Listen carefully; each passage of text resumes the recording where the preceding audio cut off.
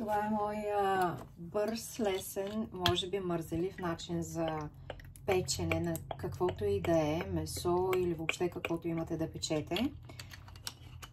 Зехтин в тавичката, колкото мислите, че е достатъчно.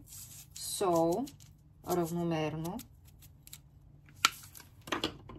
Аз обичам да слагам червен пипер, зависи какво правя. Магданос. Може да сложите каквито подправки, черен пипер, каквото искате, като го се опитвате равномерно да го разпръснете.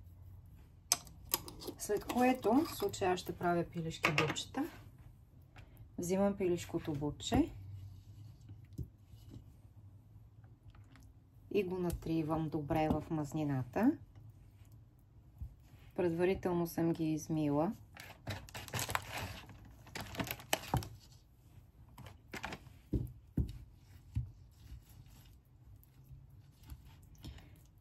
Така, гледам да са омазнени равномерно, да получат еднакво подправки по възможност.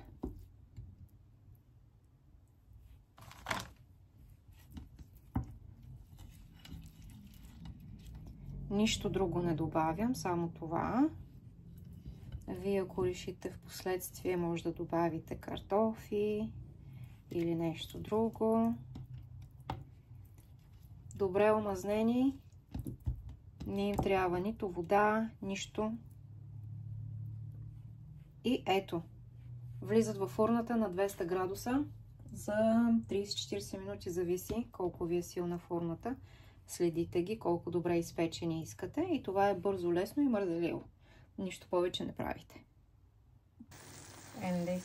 И това е